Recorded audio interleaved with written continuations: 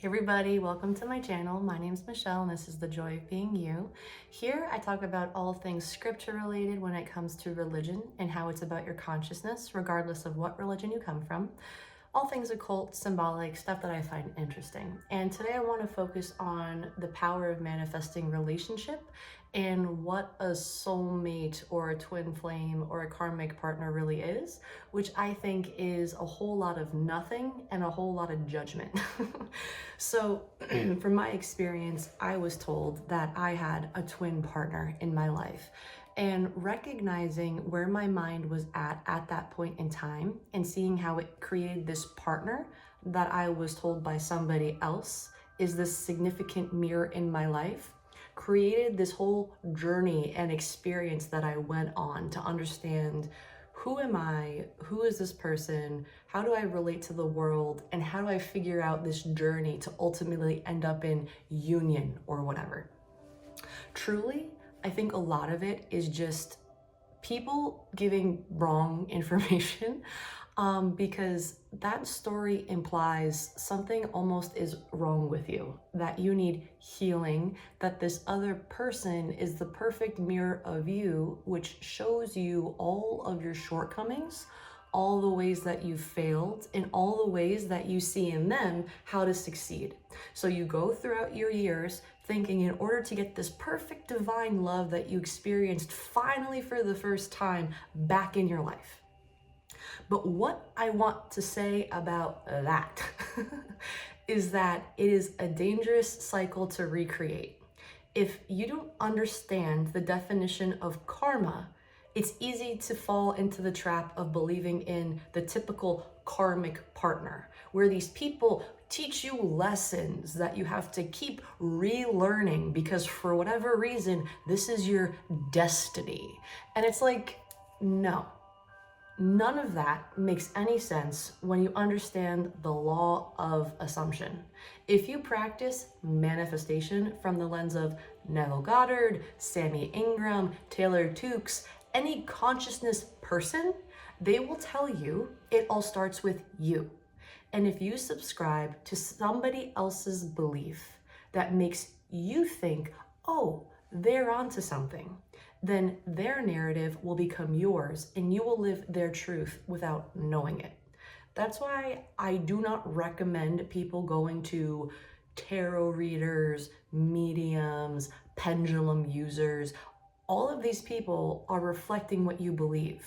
But because your mind is taking over, chances are you don't feel positive, you feel negative. You go to these people for them to then validate what you're feeling. Because everyone's a mirror. It's not just your twin, it's not just your soulmate, it's not just your karmic partner. All of those are titles and narratives. Those aren't real people. They only become real people if you want to believe in that journey. If everyone is a mirror of you, everyone is showing you where you're at.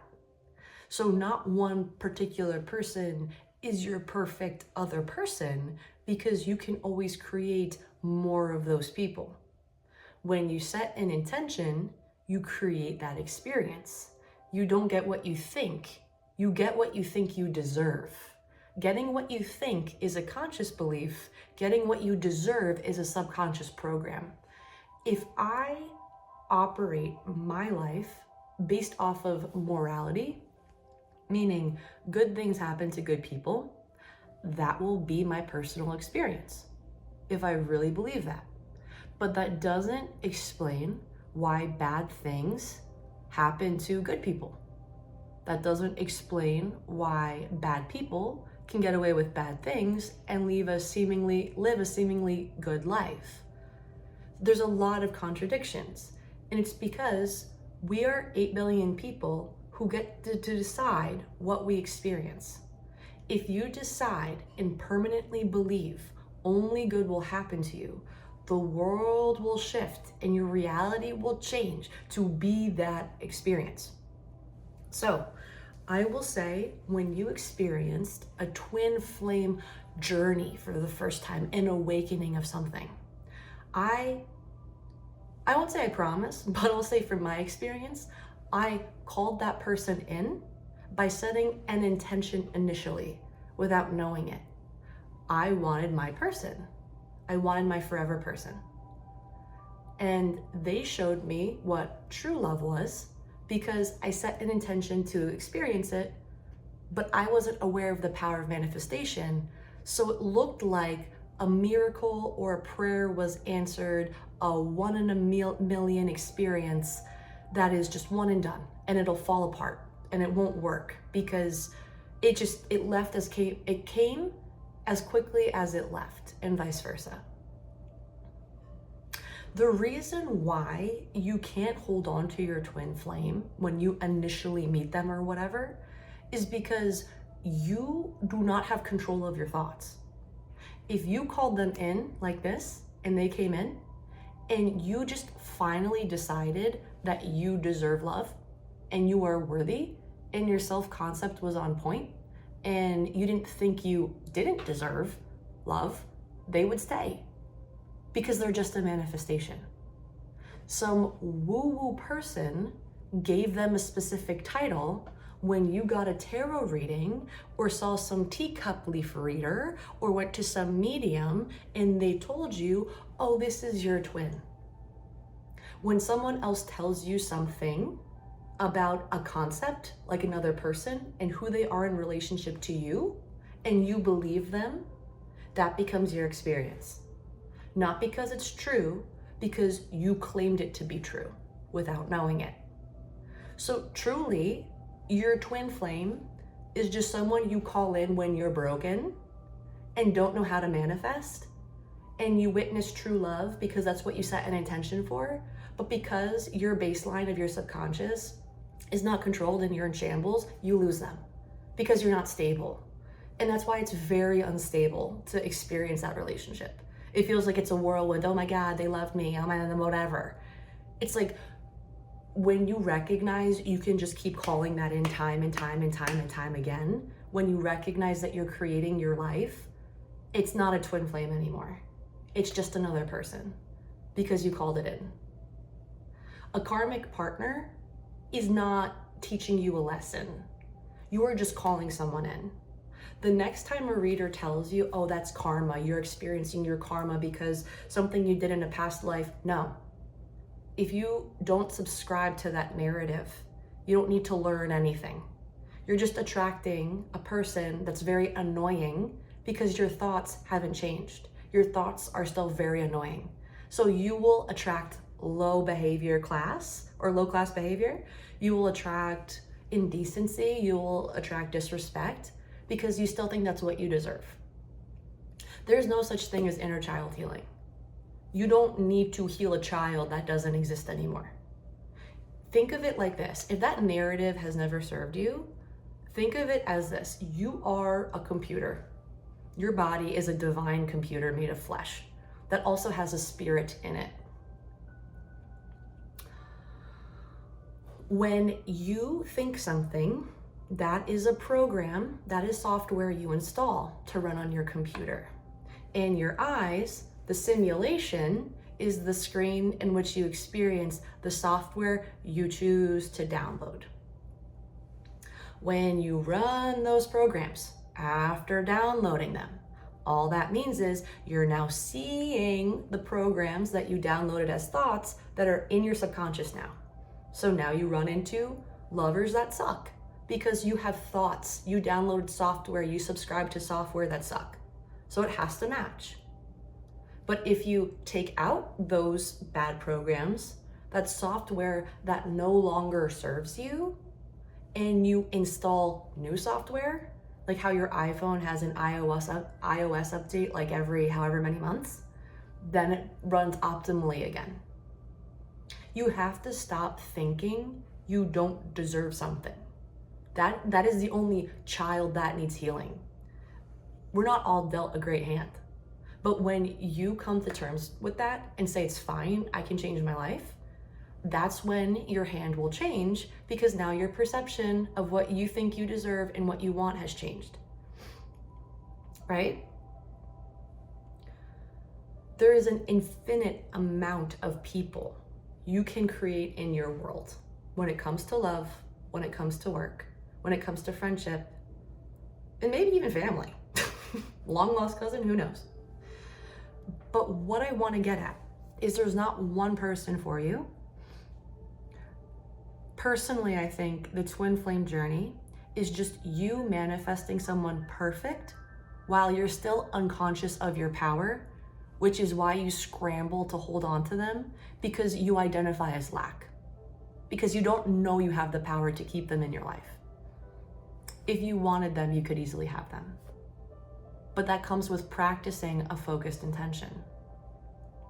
When you see you can create people in your life to show up with the hair you want, with the attitude you want, with the job offer you want, with the personality you want, with the background you want, the family dynamic you want. You get what I'm saying? When you see that you can create that, all of these labels of what these people are, twin, soulmate, my karmic, it doesn't matter. Everyone is reflecting what you ultimately think you deserve, not what you think you want, what you have been conditioned to deserve, whether you're aware of it or not.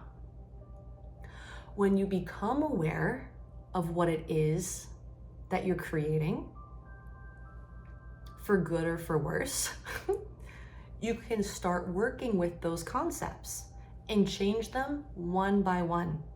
Since we're talking about love, and since we're talking about, let's say, the twin flame journey, if you're on it, say you're done with it. Say I'm healed, say I'm perfect. If you chronically work with your self-concept and say you deserve the finest, most perfect attention this world has to offer, you will be approached by people of that equivalent nature. Providers, nurturers, attractive, kind, and very loving. Successful. Because you finally shifted your self-concept. If you had a destiny to pursue and you were locked into that soul contract, why do you have free will? Free will implies you can do whatever you want. You can have a multitude of destinies if you so choose. You might think you're not gifted at singing, and maybe you're bad at it. If you start telling yourself, I'm very good at singing, you will become good at singing. Were you born with that gift? No. You were conditioned to believe out of it? Yeah. So obviously that creates your life. People will say this person was born to sing. I argue maybe they were born with that gift and followed their path. It doesn't mean you can't create the capacity to sing with your thought and visualization alone. Once you start saying that, you will start coming across content that will teach you how to sing in a manner that is perfect for you. And it will be natural. It won't seem like work, it won't seem like effort. With time, as you sing in the car or in the shower, you will notice you sing better. And it's because you chose. Was that your God-given gift? Or was that your decision? Was it your destiny? Or did you just use and exercise free will? It doesn't matter what you are good and what you are not good at. It matters what you choose to do with yourself.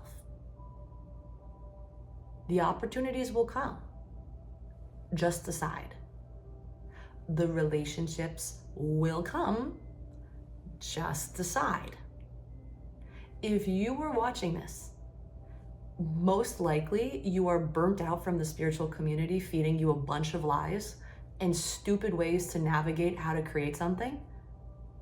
Delete all of it. Everyone's opinion of how to create or manifest is for them to use as their own tool. I am here just to share my belief, which again is my perspective. It might not be yours. But if it is, it's time to just remove all of the tactics anyone's ever told you, and it's time to practice a focused attention. You don't need to read the scripture. You don't need to read all these religious books to like practice to better understand how to manifest something. These books are good to know in theory. It's good to understand how they're symbolic in nature. Like Jacob's ladder is not a physical ladder. It's a story to educate you that when you fall asleep and you go into your subconscious, the divine will bless you with what it is you're looking for. Because the subconscious is the dark is a dream implies theta state is hypnosis, and you get into hypnosis when you keep repeating your affirmations because you're programming yourself. Repetition is the same as hypnosis. It's just repeat, brainwash yourself. And then your reality will have to respond. So don't go crazy reading all these spiritual books. You can learn all of them. You can read the Gospel of Thomas, the Book of Jubilees or whatever. You can read all of the Bibles. You can read all of Jewish mysticism. But if you don't practice it by focusing on what you think and what you don't think and changing them for the better of your life, I would hope, you will get nowhere. You can know things theoretically, but it's only when you practice them that you will gain conviction. And that is what faith means. Faith has nothing to do with something outside of you that is giving you a destiny for you to choose or for you to not choose what path you can take. Conviction is what are you convinced of? What are your beliefs? And because your beliefs dictate the way you perceive things. And if you can change your conviction about certain things, then you will change what you run into in your physical plane. And then that's when you'll see you're a God. But it takes time and focus and discipline to do that. And that's what a disciple is. A disciple is somebody who disciplines their thoughts. That's it.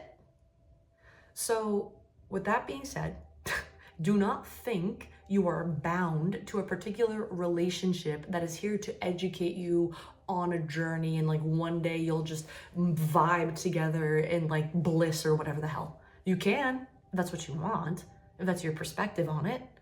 Or you can just keep recreating and creating people and keep seeing how you can make dates just pop up. How people will call you out in certain events saying exactly what you wanted them to say because you saw it here first. And when you see how you can control relationship dynamics, how you can control what people say to you, how you control how people will show up in your life, being hospitable or greedy or kind, disrespectful, they're all reflections of you. They're playing out the drama you have here. You are Steven Spielberg. You just have to cast people accordingly. And the more you sit with it, regardless of what the world shows you, keep replaying the new narrative you're trying to install. Remember, you're a computer. And then eventually the subconscious will take it and show you tidbits of what your program is. And when you see the tidbits, keep going. You know it's working, it's finally clicking. And then it'll be full throttle as an actual experience in your physical plane. So with that being said, thank you for watching. And if you want to support me in different ways, feel free to like, share, and subscribe on any of my content.